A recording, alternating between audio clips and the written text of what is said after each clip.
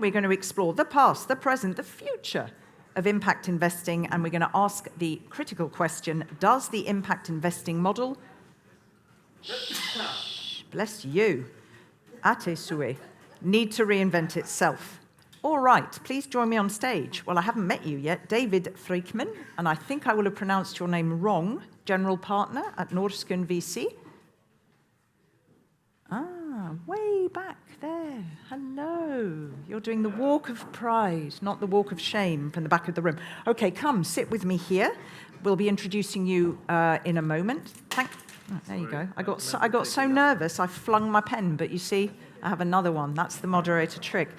All right, the first of two Johannes Webers. Johannes Weber, Managing Partner of Ananda Impact Ventures. Is it you? It is you, isn't it? We bloody hope. All right, so you're in there. You're JW. That's what we're saying. It's a little bit. Inès Mertens, Impact Investing Market Lead at Impact Europe. You put yourselves miles away, all of you, didn't you? All right. Hello. Nice to see you. And Johannes Weber, JPW. Welcome. Thank you so much.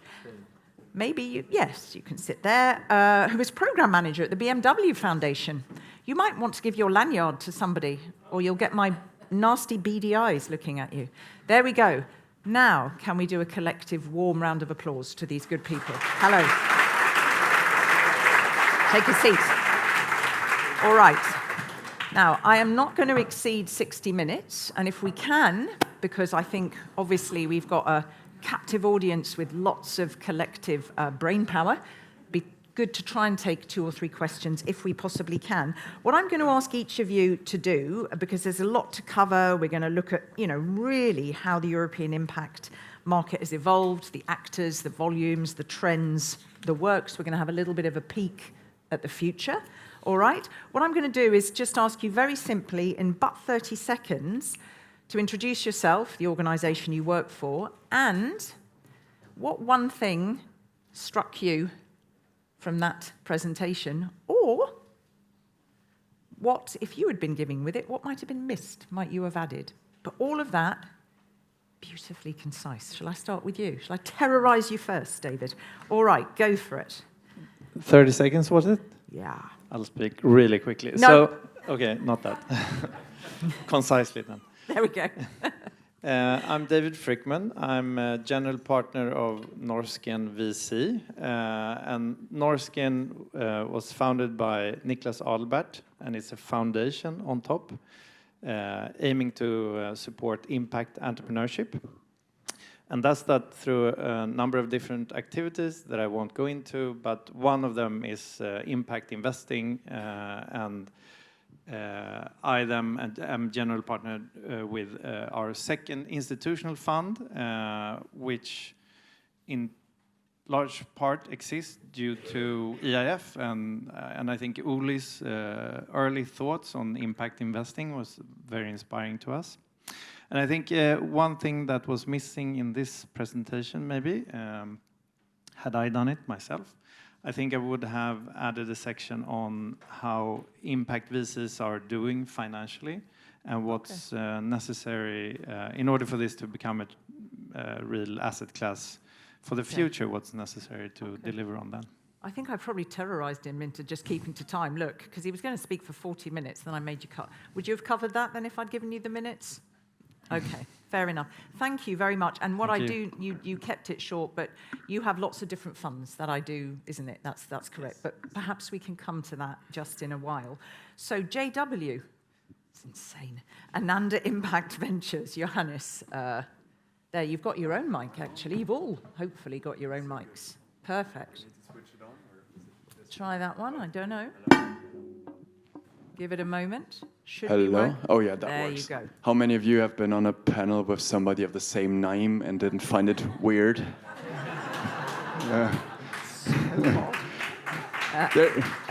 There's actually 3 people of my name, and they're all in the impact space. I don't know anybody else of that name, so it's karmic, I guess. Do we believe in karma here in Biscaya? Yeah, yes. Okay, good.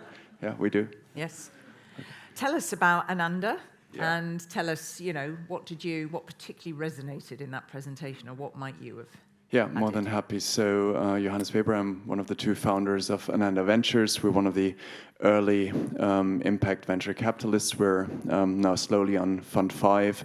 So I've been doing it for quite some time, based in Munich, London, and Berlin, so covering Europe mostly. What I found particularly interesting was actually the talk about impact investing and defense, or dual use, and we haven't had an answer to that yet, but we do have 2 satellite companies in our portfolio. One of them has a thermal infrared camera built into it, so we could technically spot Russian tanks. Would that make us an impact investor? I'm not sure. I've been a soldier in a war myself, so I'm a pacifist, so I think my personal opinion is we shouldn't, but I'm really looking forward to having these discussions today. I'm sure there are other opinions in the room. Oh my God, so many questions. But I can't stop there. So many. Oh, that's the whole Pandora's box. Fascinating. Okay, thank you. Inès, Impact Europe. Yes, so I'm the market development lead at Impact Europe for impact funds. And so Impact Europe is a unique network of investors for impact.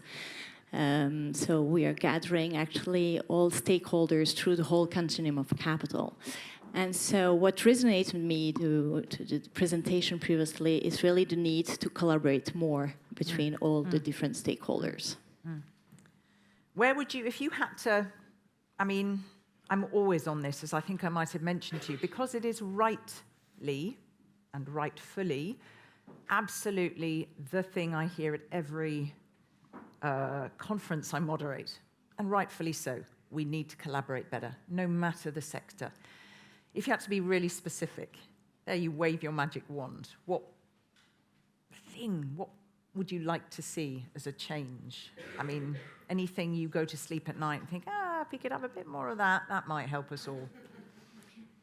Really to build actually a very concrete financial model, so blended finance all together. So that's how I see collaboration as well. Okay, thank you very much. So who are we coming to? JPW, which is great because it's from BMW. So that's fabulous. You are program manager at the BMW Foundation. What do you do in your day job? Well, thanks for the invitation. So here's the reason that I started using my middle name. So. What is it? Are you one of these people? He was who the first in the impact space. I came after him. What is your middle name? Paul. Okay. Oh, I thought good. Some people won't say it, will they? Mine's Hubert, so it's better. I'm program manager at BMW Foundation. BMW Foundation is an impact investing for more than 10 years. So we're investing parts of our endowment impact-oriented, but we would consider ourselves also as field builders. So we supported a lot of networks, intermediaries, a lot of research in the field the last couple of years. So we try to make a contribution to making this approach bigger than it was 10 years before. And the thing that made me thought about what Benjamin said was this distinction between, on the one hand side, impact, on the other side, the political dimension. And the question is, how political is impact? So what can impact be? Could impact be European sovereignty? And should we think about impact in terms of European sovereignty? Or is this a totally different dimension apart from our current idea of impact? So that made me thought. That is going to be the title of your next book, or first book, How Political is Impact? It looks like an entrance exam question to some high-level university. Discuss. But absolutely, it's very, very fascinating. Thank you. Okay, I've got a couple of questions for each of you. You've got 2-3 minutes to keep it beautifully dynamic. But what we've tried to do, and with the help of EIF, who's been a part of this creation, is create a narrative that makes sense. Because, as I said, we're looking at how the markets evolve, but we're also going a little bit back into the past. So I'll start with Johannes Ananda. I will start with you. Hubert, did you say? Yes. There we go. But we I'm leave just it going to at call you Hubert. So you were actually the company was among the first movers in the impact investing community. So just maybe a little flavor of what the market was like then. Are you still looking at the same types of companies that you were looking at 15 years ago? Give us some insights. Okay. So I got involved with this actually because my wife went to the EVPA conference, which was before Impact Europe was there back in Frankfurt in 2008. And she came home and she says, you know, we come from this traditional finance background, but actually I like the people at this conference. You know, you could talk to people and they were nice. And so that hasn't changed. I have to say that maybe that's the only thing that hasn't changed. There's still this openness. And in the beginning, looking back, I think we had to build the market through investing, which meant, at least I didn't know of the term of impact investing when I started our first fund, which also meant we had to create a couple of companies that people could actually relate to. So I co-founded a company called Auticon, a company where autistic people work as Asperger, no, that was wrong, where Asperger autists work as IT consultants. So similar to Accenture, and it's become the world market leader in the biggest employer to people on the autistic spectrum. Beautiful exit, turned our Fund 1 into a success, but it wouldn't be possible for us to invest into a company like that from a 100 million fund. Exits would just be too small. And also we've witnessed technology playing a much more important role. So in Fund 1, we were building affordable chains of kindergartens. We did some tech investment. We had to invest in a mezzanine way because a lot of founders and companies weren't ready for VC. And you know, the VC game is a bit like a romantic relationship. So the partner you choose from 10 is a different partner you choose from 100 is a different partner you choose from 1,000. So you shouldn't go beyond that. But in VC, it's the same thing, right? And when we started investing, there were maybe 50 companies to choose from. So you end up with a different portfolio than we end up with today. And today, I think I'm more or less the only business person on our team. We have biologists and chemists and engineers. So the topics have become much more sophisticated, enabling us to actually doing a venture capital style investment now, which we weren't able to do 15 or 20 years ago because there wasn't the entrepreneurial talent, there wasn't the technology-oriented companies out there yet. And I have to say, 15 years ago, quite bluntly, we didn't have a discussion about planet, or very rare. We were talking about social things. And now, you know, you see new funds coming up. We're helping them to get into existence, and they said, well, you know, climate's been there forever, which is simply not true. It's something that's actually quite new that we pay so much attention to it. So we chose to stay in the middle between social and environment, but I can see how quickly things can change in these 15 years. Okay, thank you. And I know, Inès, but I won't ask you now. You'll weigh in on that shortly about this whole issue, this balance between, you know, the environment and the social aspects. But just one quick question before I come to you, if I may, David. Just to go back to that, when you said you had the company at the beginning and you invested, you had these brilliant, you know, people who are on the autistic spectrum, Asperger's, working, you know, in IT. You said, you know, you can't do that now. So have we lost out there? No, I think these companies still exist. They should still exist, and there's a different kind of capital for these kind of companies to grow. It doesn't need a 100 million venture capital fund to do that. Back then, our raison d'être was to kind of fill in a funding gap for these kind of companies. Yeah.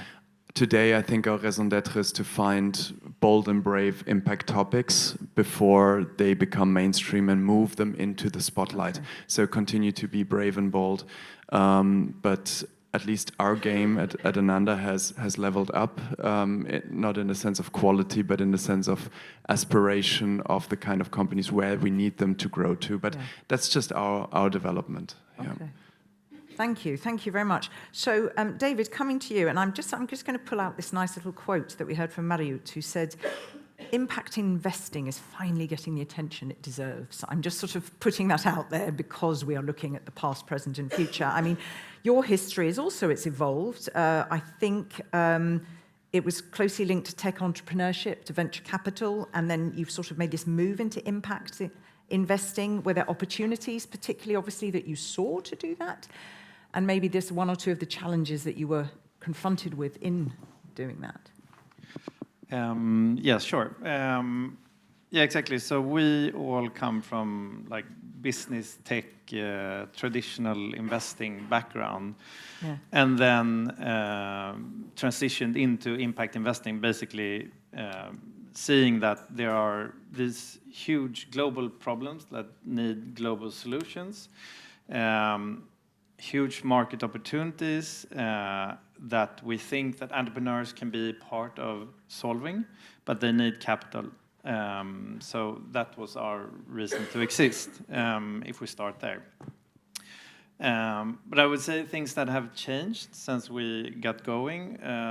In the beginning, people were quite skeptical that they were saying, like, how can you do impact? It's such a small sliver of the total market. Are you going to find enough investable objects? Okay. Now, when we raised our last fund, the most common question was, so impact, it's so wide. Don't you want to narrow it down? Yeah. So that's one big difference. Another difference is, like Hubert was saying, yeah. Oh, challenging. Did you hear that? What's your middle name? It's actually Carl, so it's not that. Okay. But so you said it was, first of all, aren't enough investable objects. Now it's hugely wide, you said, the playing field, the field. Yeah. I would say, yeah. And especially the LPs see it as wide. They would almost rather have us more focused on one specific sub-segment of impact. Right. Yeah, and another difference is so two other differences. One is the entrepreneurs. When we started, it was a lot of first-time entrepreneurs that were trying to do something good, and it was almost in the venture philanthropy borderline. But now, it's often serial entrepreneurs that we finance, and I think it's a new breed where they made their money and they done that, but now to do something and take on a huge endeavor as it is to start a company for the second time or the third time, now they want purpose. So that's a new thing that we're seeing, that we have a lot more of that. Okay. And then finally, I would say that it's we are, like you were saying, we're tilting more towards climate. There's more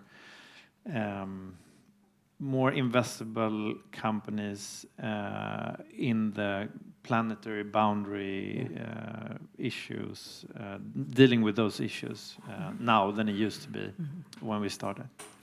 Okay, so that mirrors what you said. 15 years ago, we just weren't talking about it, or at least certainly not to the degree that we're talking about it today. Just again, and I will come then to you, Inès. When you talk about these serial entrepreneurs, for a moment I thought, we're talking about, young people. But you said it's people who sort of have got this need for purpose because they've kind of been there, but they don't want to take on something huge. So is there an average age we're looking at, or not really? Yeah, there is an average age. It's gone up. And we now have some really old entrepreneurs in our portfolio. What's really old? People like my do this age. with your ears in the room. They're like my age. That's so that doesn't enlighten us in any way. Okay, we'll leave it there. No, but all right. it is a different set of entrepreneurs. Okay, because it's interesting, because I was going to ask, but we'll come to that right at the end, the degree to which, Gen Z and millennials, who are so much part now of the labour market per se, how much that and their need for purpose and their cognizance of this environmental existential challenge is also driving, where the money is being put. But I leave that momentarily. So, again, evolution. In fact, you are celebrating your 20th anniversary this year. Not you personally, the organisation. I wish. It's a bit rude. So it started off as the European Venture Philanthropy Association. Was VC strongly represented within your member base then? What did the ecosystem look like? And just two or three key areas where you would say that's where it's changed, Katrina. Yeah, so actually, since 20 years ago, it has changed dramatically because previously, European Venture Philanthropy Association, it was a focus on venture philanthropy and social investments. And by that time, the ecosystem was made of mainly foundations and impact-driven organizations. We had already pioneers, VCs, and some of them are here in the room, like Creas, V-Trust, Citizen Capital, and so forth. So we had already some VCs and private equity by then. And the focus of venture philanthropy was mainly to tailor some funding models, but also to provide some capacity building. Yeah. So that's very important. And then we begin to see actually the boundaries between venture philanthropy and impact investing to blur. And mainly because we are seeing more climate VC funds coming in as well, so more traditional VCs who are interested in those triple bottom lines, so the social, environmental, and the financial returns. So that makes a huge shift in the ecosystem. But what makes it very interesting is that now we can see more the collaboration between those more traditional VCs with the other stakeholders of the impact ecosystem, being the private institutionals, but also the public ones and the foundations, corporates, and so on. So one thing that I would like to add is that tomorrow we will reveal actually data on the impact investing market. Right. And what is standing out of there is that the VC and private equity is the predominant category, holding 39% of asset management in unlisted assets. Okay, thank you. And I don't know if you wanted to sort of chip in now or later. I mean, I know that perhaps you had some thoughts to share on this shift. You said we're seeing a lot, in the environmental space. Are we not focusing enough on the social space? I mean, what's your feeling? What do you see and what do you feel? That is something that is worrying to us, is really to see that drift into the climate. So we just need to make sure that there's a right balance between the social investments and the climate investments. And of course, it's hard to differentiate because it's interlinked. But still, when you mention that now Ananda has more the focus to have scalable investment and maybe focus less on those investments of autism and so forth. So we just need to draw that attention. Yeah. All right. Thank you. So I come to you, JW. It just makes me think of Dallas for some reason. What was his name? I don't know if you all grew up. JR, yeah, of course. Who grew up in the era of Dallas? My dad actually forbid me to watch it, so that was something else. Okay, so let's pick up philanthropy. We talked about it. It was the European Venture Philanthropy Association, and of course, that's where foundations are associated. It's all about grants and charity and goodwill and all the rest of it. So again, just to perhaps define for the audience, for you, the role of foundations in supporting impact investment in the past, and now what does it all look like? I mean, what are you looking at in terms of your objectives, in terms of your financial returns? Yeah.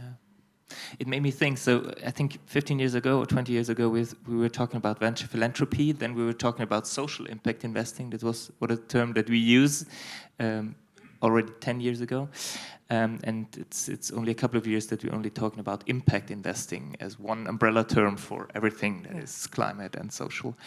So I think foundations always played an important role in bringing this approach to life. Also, the word was coined in a workshop from Rockefeller Foundation. So up from the beginning, it was foundations that supported the development and boosted the market.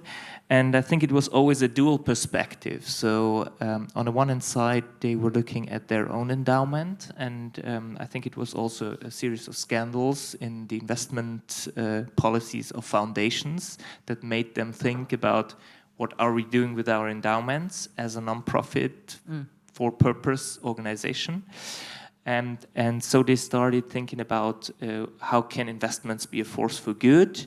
And that came back, the question came back to themselves in terms of what could we do or what should we do with our endowments. So one perspective of foundations was always on their own endowment and how can they move their endowment towards impact, or at least do not too many harm with their endowments. And the other perspective was always to kind of support this whole approach, so investment money as a lever for change, for social change, for environmental change. And I think many of the networks were set up with the support of foundations and non-profit actors, philanthropic organizations like EBPA or the GIN or the other VP networks. So we were involved in the early days in all of them, supporting them to set up the organization and to start bringing this approach in different regions of the world. I think nowadays foundations also combine these two approaches in these things like catalytic capital, so using endowment in order to boost the market and develop new fields and new instruments. But I think they had a very important role, and I think it's changing now because the industry is that big. So I think the role of foundations is decreasing now. Okay. And yet perhaps not, I mean, is it decreasing in the way that you explained it? I mean, a lot of the work, as you explained it to me, you're responsible for grants, projects, events, partnerships, you know, is that correct? You've got quite a broad portfolio in terms of your daily work to foster this. I mean, we heard there in the opening presentation, this ecosystem. So surely that element of your work, particularly in this changing climate, is needed now more than ever. I'm not sure. I mean, I think in some parts of the market, there is a functioning ecosystem already. So there's no need for philanthropic support in the clean tech, the green tech space. So it's a functioning market. We don't need actors like foundations pushing it, providing capital in order to develop. It's self-sustaining. Yeah. But there are still gaps in the market, and I think there are gaps that maybe didn't exist a couple of years ago. I think the Auticons of this world, for them, it's more difficult now because impact is now mainstream. Everybody's talking about market rate returns, like the classical venture capital models. And these companies that were social impact investing targets 10 years ago, there's not that good ecosystem anymore. Okay.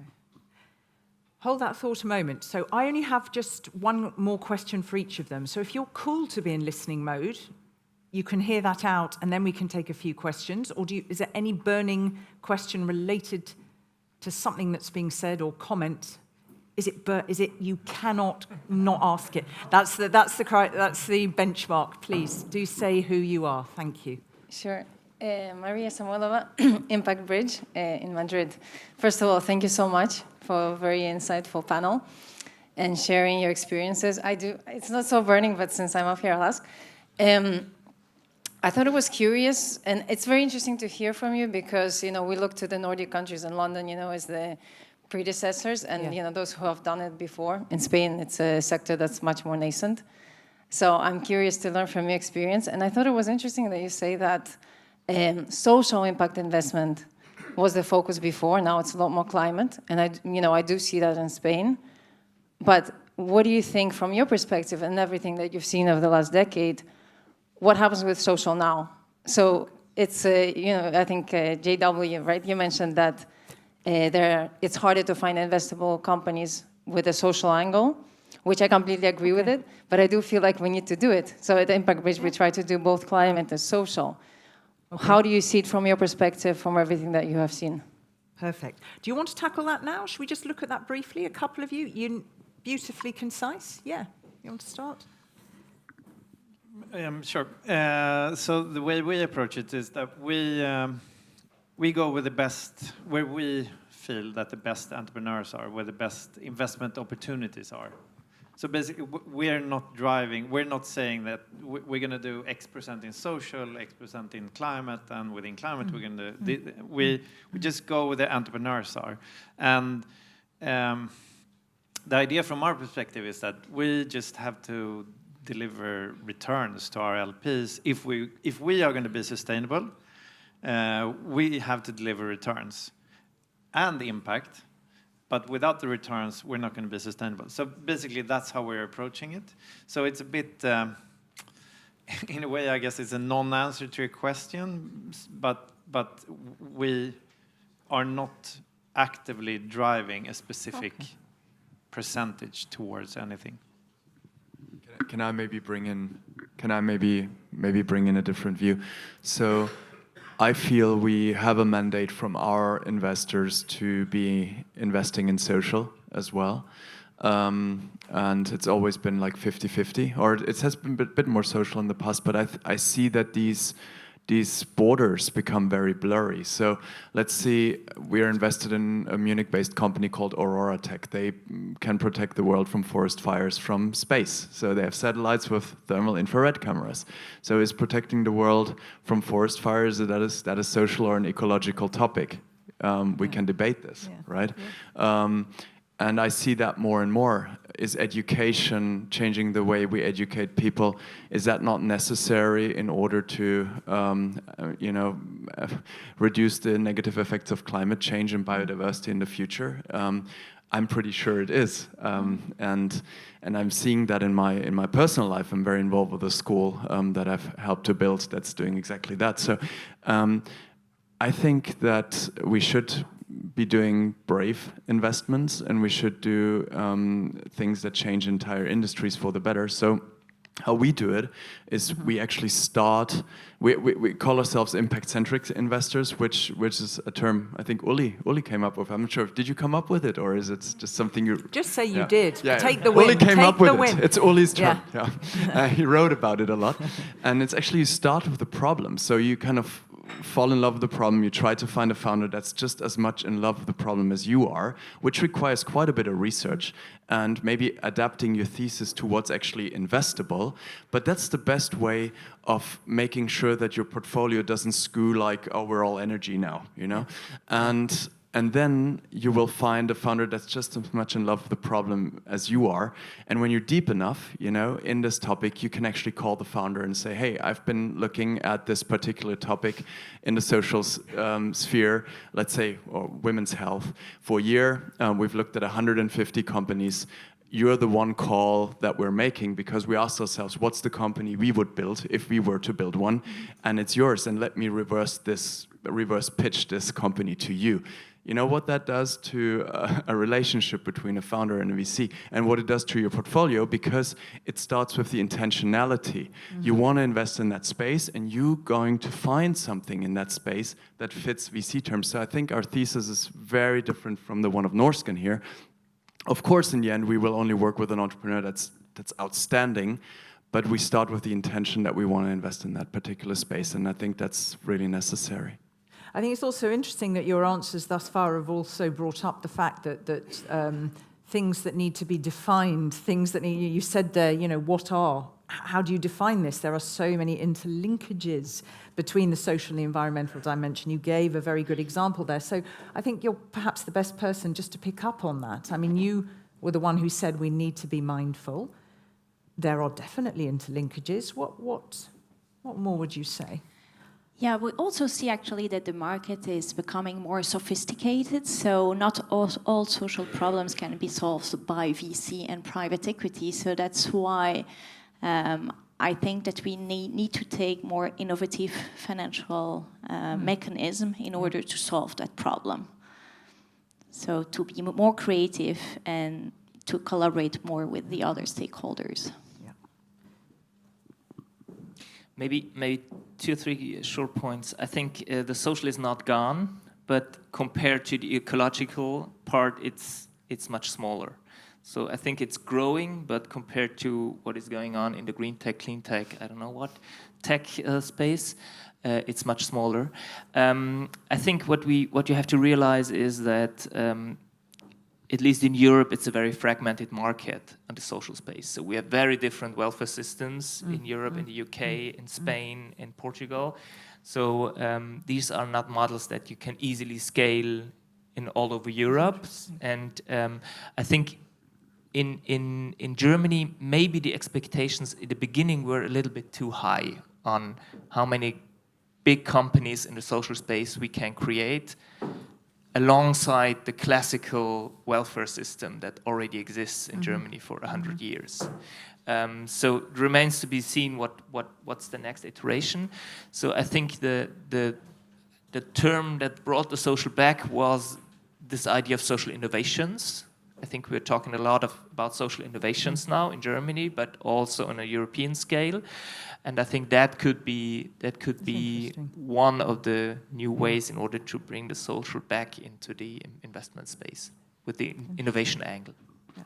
Thank you. Very good. Very interesting points. I thought they were good answers. Yeah? Glad you asked that question. Thank you. All right. I'm going to just do another round with these good people. Perhaps we can take one question. Remember, you do have a coffee break no later than 1:15. What time are we? 1:15? No, is it we're going into lunch or coffee? Is it coffee?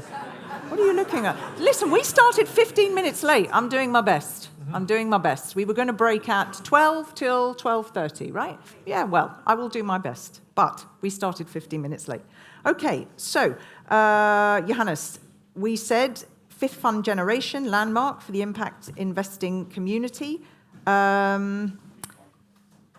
Have you had to change the strategy? And if you have, and keep it beautifully brief if you can. Takeaways, Fast learnings, or short? Not fast, just concise. No, I give you permission not to say everything.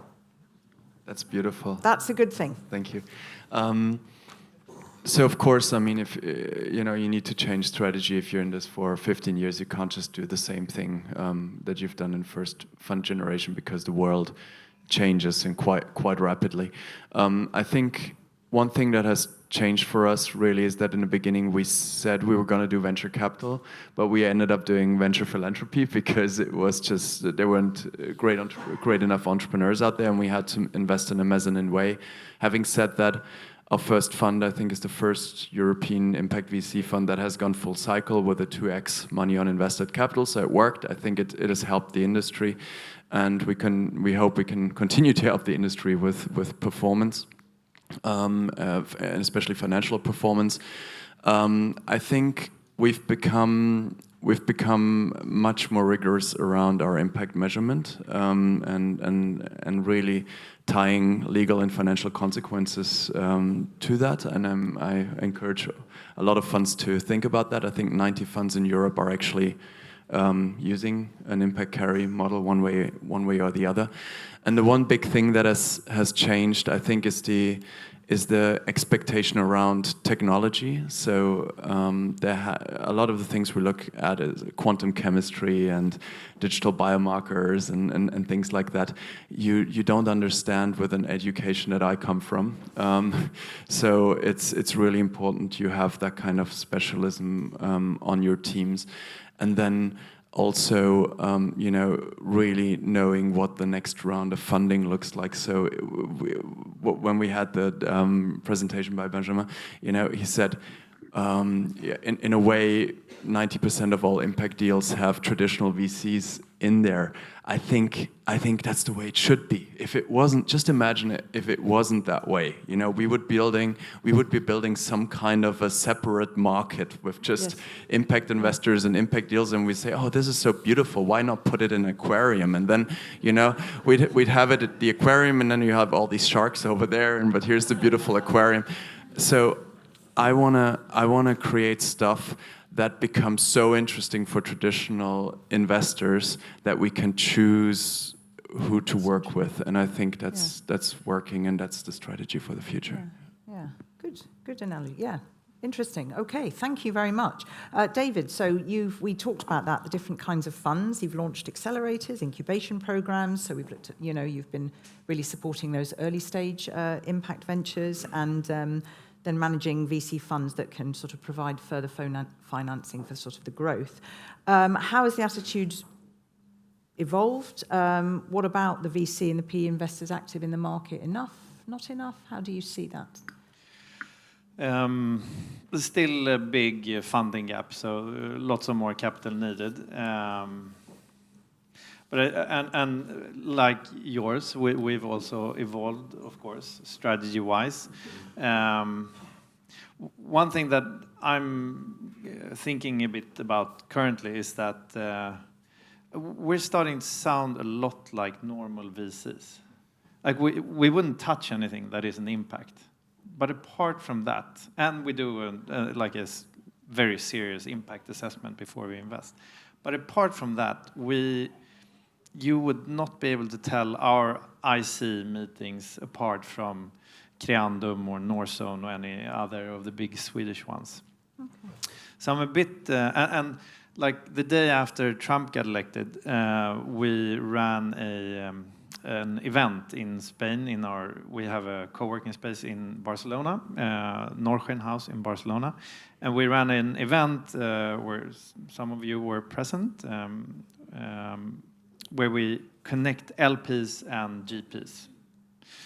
And I met an LP there in the early hours of the day, and we were all a bit taken aback by what has just happened, but she was crying because she had been approached by 3 different GPs, and they all started by saying kind of, you can't afford not to invest in us. We're going to deliver 3x returns on money, etc., etc.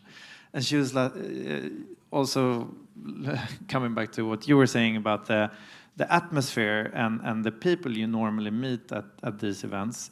And I think one of the early presenters here mentioned that as well, that it's like good people, it's nice people, it's people that you can talk to. But here there's been a change away from, it's almost like we are now afraid to talk about the good things that we try to achieve with our capital. It's almost like we in this post-Trump era all have to sound like super capitalists in order to be accepted. And so she was crying and sad about that, and that has kind of sat with me since that, yeah, there is something going on here. Not sure where it's going to take us, but... You hopeful? Not sure. Oh. Sorry. No, don't apologise. Rather have a realist, pragmatist. Okay.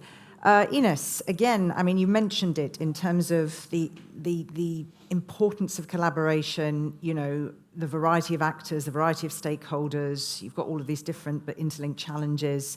What are you specifically doing to support that, which seems to be for you, what I hear, critical to making sure that all of this evolves, and particularly evolves in a really difficult climate? So Impact Europe definitely is helping to fostering collaboration between those different stakeholders.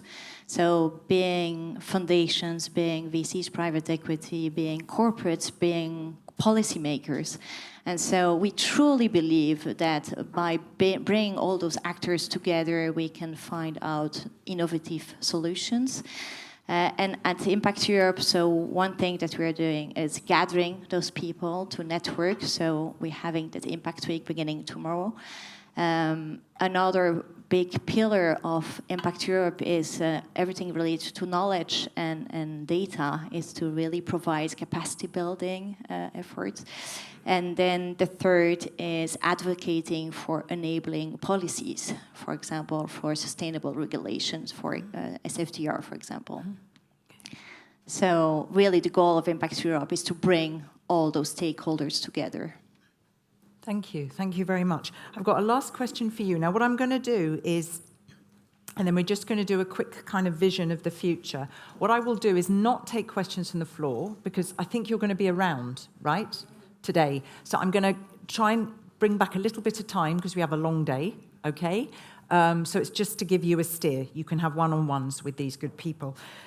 Johannes, so foundations, let's have a look at what that's going to be going forwards. I mean, are you making more investment capacity available? Is all of this going to replace a grant business? Where's it all going towards? And how do you see it needing to evolve with all of these different stressors and people crying and so forth?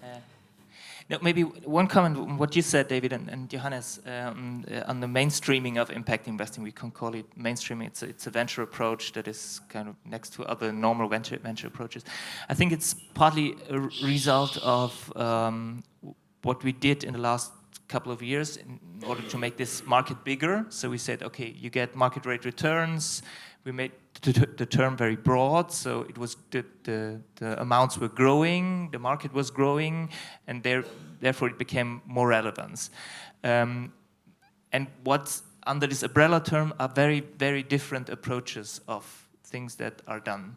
And I'm not sure if the umbrella term is helpful or if we need more differentiation under this umbrella of impact investing. There are a lot of other terms of investing for impact, investing with the impact, impact first, finance first. I don't know if they're helpful, but I think there is a need for a kind of differentiation of the market. There is one segment of classical venture capital with impact, but I think there are other segments of the market that we have to shape, and there are still gaps in the market where impact investing or investing for impact doesn't work so far. So towards on foundations, I think foundations have to really move more of their endowment towards impact. It's still a very small part of their endowment normally. I was thinking when I saw Uli, I was thinking about 2017 or 2018. It was in Lisbon, this conference, and Darren Walker was there, and I think it was a couple of months before there when he announced that Ford Foundation will invest 1 billion of their endowment in impact.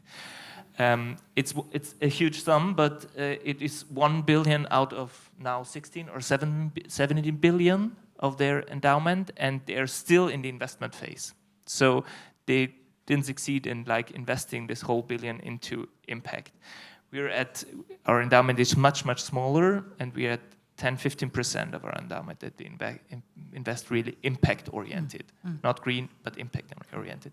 I think there is a huge potential, particularly if we invested with a catalytic approach. So if you're able to mobilize more money with the endowment money that we invest in particular vehicles.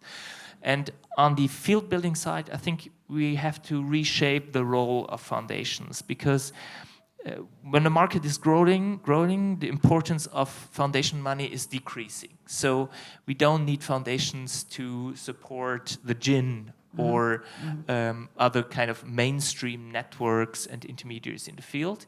And our potential to kind of enable new and important investment vehicle is much smaller. So if we think about multi-billion funds, the contribution of a foundation is way too small to really catalyze this new instrument. So I think we should go in a way of in the direction of kind of shaping the market with more political interventions in order to create the framework that is enabling to develop instruments that really help to fill the gap in the market.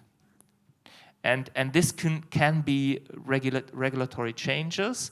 This can be in some ways putting in catalytic money. But that can also be using the kind of reputation and names of foundations. So we as BMW Foundation, our hugest potential is our name, the brand that we have. So we can use this brand. So I think the instruments that foundations can use in order to shape the markets are changing, and we have to use a new tactic in order to kind of keep this approach a proper impact approach and to shape the market in a way that it's really creating impact. Okay. Thank you. We're going to do a last few sentences, okay, so that because these good people have been listening for nearly 2 hours, and that's the limit of where everybody's brain sits, okay? So one sentence, if we look into our crystal balls, literally 1 or 2, please. Where do you think, where is impact investing in the next 5 to 10 years? Okay, so taking into account what we heard in that opening presentation, how you have articulated its history, where things sit now, I just want a little dash of sparkle on what are we looking at in 5 to 10 years and what is needed to support or to shape that. Literally that dynamic last word. Do you want to start? Okay, so if we in 10 years could be in a situation where no LP would consider an investment that does not make the world a better place, that would be a nice place to be. And to ensure that, anything that needs to happen? I think we need to deliver returns first. I I just support this, and I think we need a bit of a shift in consciousness as well. I think that the impact investing market will become very complex, and so it's not only one answer about returns, but we need more actors to fund all those the funding gaps. So we need to find more instruments for those different gaps. And where does that lie? I mean, where do they come from? So, for example, the blended finance mechanism, where various stakeholders are working together for one topic. I think the market will be much more differentiated than it is today, and I think it will be more political. As Benjamin mentioned, I really think that we have to rethink the way we talk and think about impact. So what is impact? How broad is this term? And how political is this term? Because I think in the last 10 years, we thought that we know what impact is. I mean, we saw the SDGs and everybody said, okay, climate, that's impact. Okay, education, that's impact. But we never thought about impact in a more geopolitical, more political way. And I think that's a challenge for the market.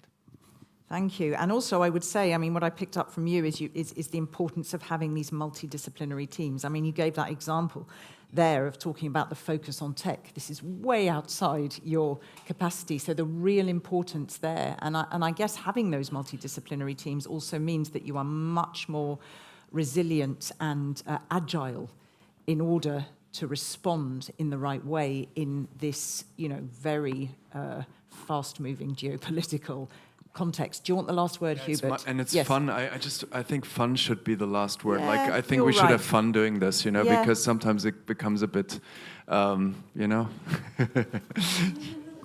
Yep, absolutely. Having fun. Who would agree with that? Who needs to have fun? Yeah. Okay, who needs a coffee? Yeah.